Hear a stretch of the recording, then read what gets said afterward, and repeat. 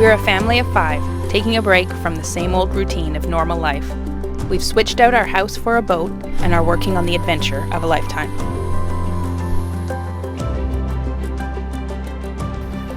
We're about 4 hours into what looks like will be a 7.5, 8 hour motor to Grace Harbor. Uneventful is how I would call this. There's no wind. There's no real difference between the color of the sky and the color of the sea. We're motoring all day again today. Anyway, Grace Harbor, that's where we're hoping to stay. We're paying attention to the Coast Guard broadcasts about the bar crossings, and it seems like we've timed it pretty well so that when we go in through the harbor, it should be like, we shouldn't have issues with the tides and we shouldn't have issues with crossing the bar. It's literally a baby sunfish. It's a baby sunfish. It's a literal baby sunfish. What is that? It looks dead. That is cool.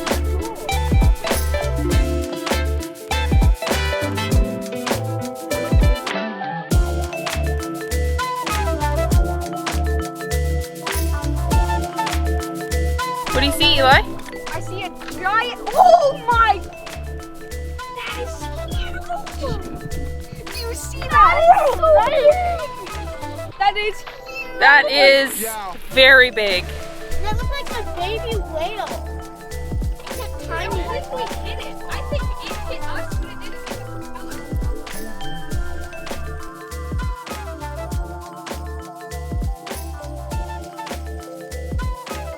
That is like 10 feet long. That is huge. Stick it. That is so cool. I seem to think that's a fish. I know. It's like we see some that are this big, but this is 12 feet. How's our first bar crossing going? Well, it was pretty gnarly out there. We all had to strap in and put on our harnesses and our PFDs and our survival suits. not. Almost deployed the life raft, but decided not to at the last No, we minute. didn't. It was white-knuckled for a minute there, and visibility was pretty much 10 feet. Pea soup. We had the radar spinning as fast as it could go. We had the AIS alarms beeping. It was snowing sideways and uphill both ways in the rain. There was no rain.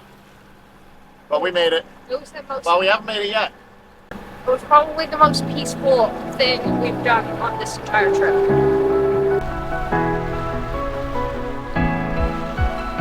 Grace Harbor. Please tip your deckhand.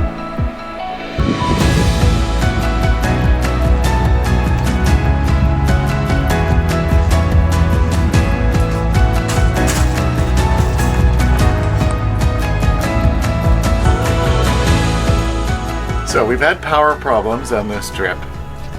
Day one, we had to run the generator for about 8 hours. Quality. Little Honda generator.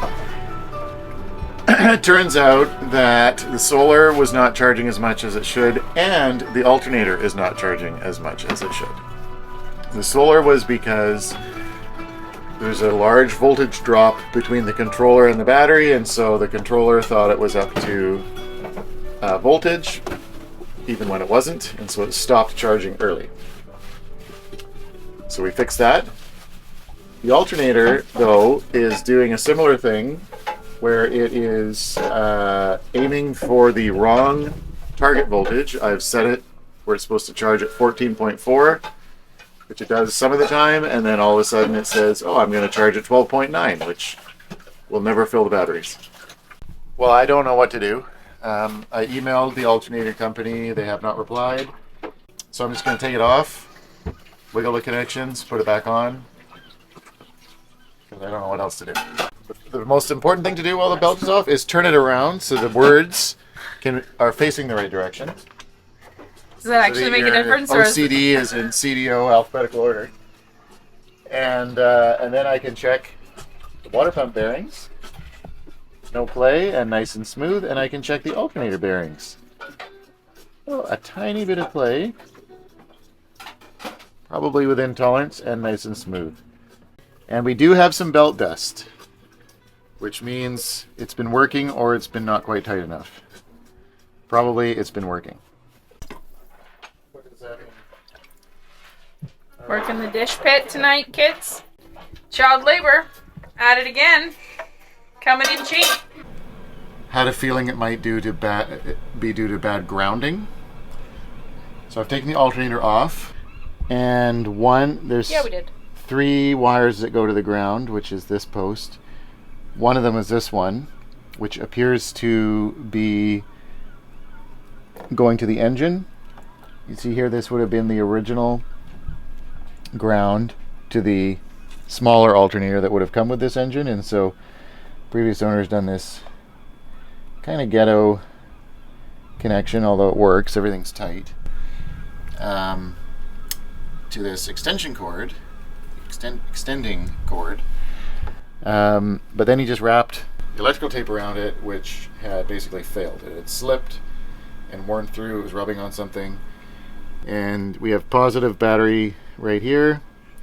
Maybe that was shorting out. So I got some high quality heat shrink, and I'm going to put that on. Now the trick is to get the heat gun in there. Cordless heat gun, best invention ever.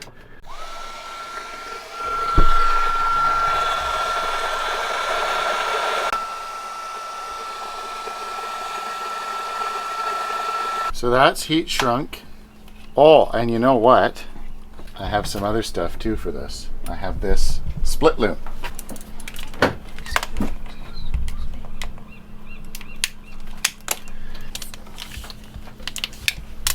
You guys up in the learning center up here? Excuse me, Put this on. Like that. So that is chafe free, and this is gonna just sit like that and bolt on. So we now have a rock solid ground. Nathaniel's dropped a washer and Andrea's gonna find it for him. I think you've got a couple screws loose. I think that's what's happening.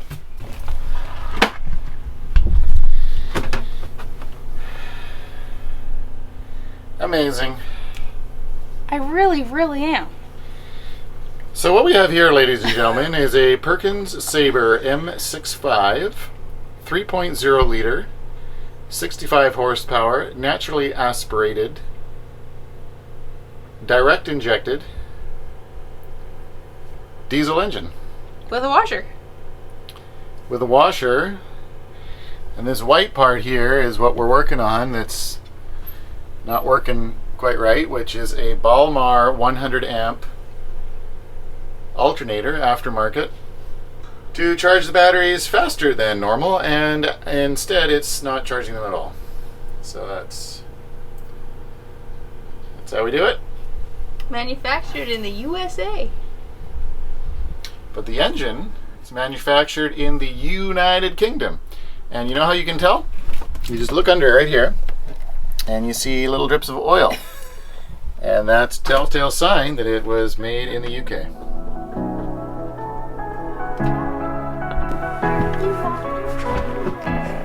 All right, engine is off. Kids have suited up. Can you? Oh, Leon! It's really cold. Are you coming with me? Your hands are I'm waiting for Piper. It's just your feet. Just jump in over there, Eli.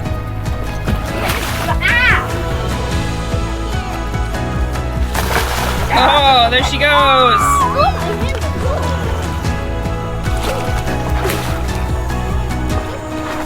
No, Piper's coming to us. She's coming. The parents are at the end of the rope, so we put the kids at the end of their rope. That's what happened. Debating whether we just take off. I want to go. They'd probably survive on like seagrass, kelp.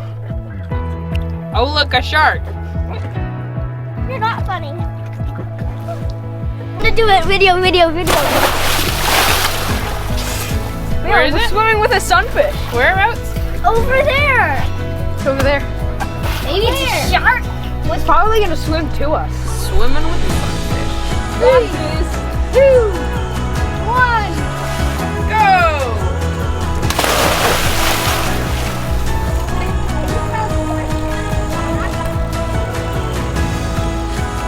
Sailing into Oregon.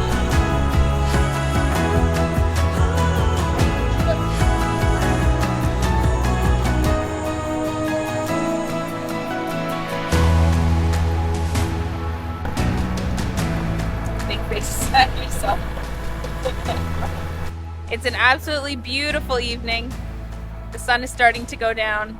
It's kind of that glowy, orangey, warm, wonderful sun going down feeling. There's about 12 knots wind. We're heading into Astoria. There's a bit of swell, but it's super comfortable. The boat's sailing beautifully. We've thrown the jib up and we're motor sailing in. The entrance to this is one of those, you know, only enter it when there's great conditions. Don't cross it when there's a storm. Make sure you check the depth, all these different things. And we have had some pretty decent luck so far. I don't think you could ask for a better conditions for going into this harbor right now. So, yay. Astoria, here we come. Oh, and we've got word that our Spinnaker sock is on the way. It arrived in Victoria, I think this morning. So they're gonna get it sent down to us. We've decided to get it sent to Newport instead of Astoria. We plan on staying in Astoria for maybe 1 or 2 nights, maybe 3, not sure yet, and then move on to Newport, which is about 18 hours, I think I've got that right. An 18-hour sail, motor sail, from Astoria. And then so we decided to get the sock sent down to Newport, where we definitely will be in like 3 or 4, maybe 5 days. And once we get the sock, we can start playing around with our Spinnaker, which will be fun. And apparently the weather is supposed to change, and we're supposed to get a lot more wind starting in maybe 2 or 3 days. And I've got a couple of twits here who have come to help out with these videos. So helpful, so kind. Thank you guys. Wait, there's 3. Wait, 1. Wait, 1, 2, 1. There's 3. There's 3. Are they seals or sea lions?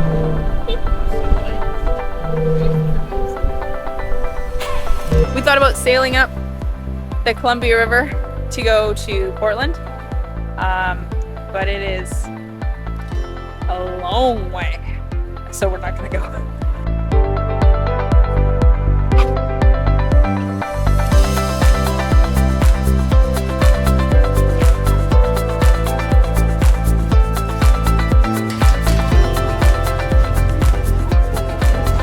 We're happy to have y'all here.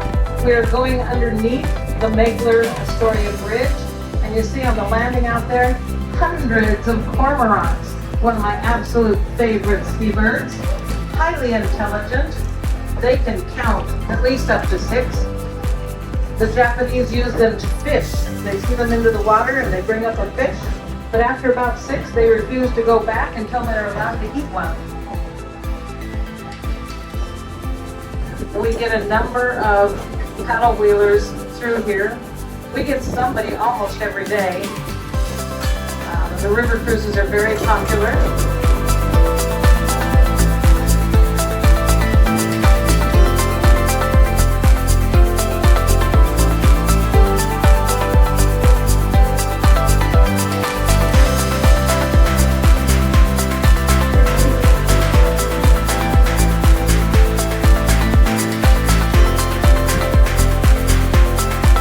That's a neat looking museum building. It's like kind of like waves.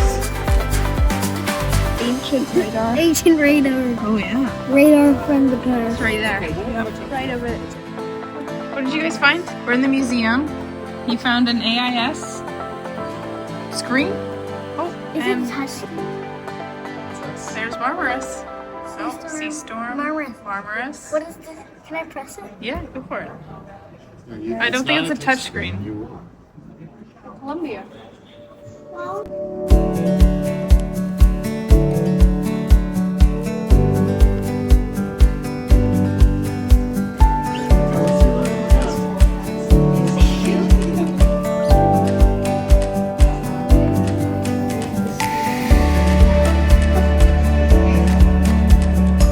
Okay, Eli, I want you to give the 5-day forecast.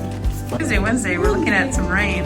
Thursday is cloudy. And what's happening Friday, everybody? Lightning.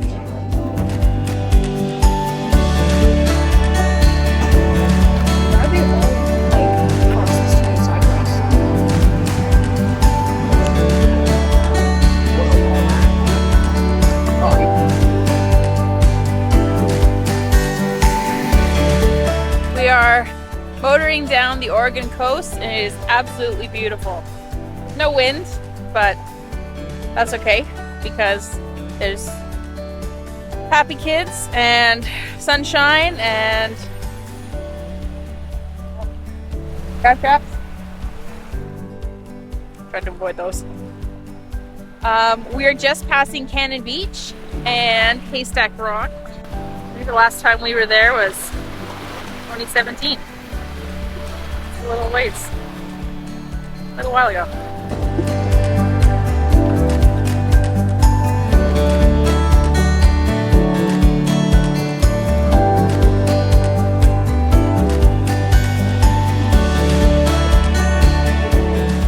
Alright, boys and girls, we are going to give this Spinnaker a go. We don't have our sock yet. It's still on its way to Newport, but we are just apparently going to go for it. The wind is perfect. Sun is out. Slowing down. Let's see how this goes.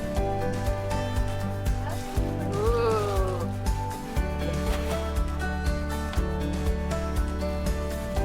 Eli, let's watch it go up. It's going up. It's going up, Eli.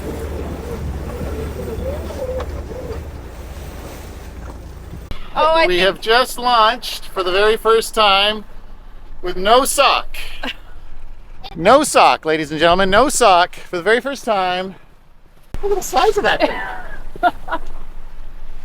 I have no idea how we're going to douse this, but we only have about 5 knots of wind, so we'll make it work somehow. And we are cooking with peanut oil.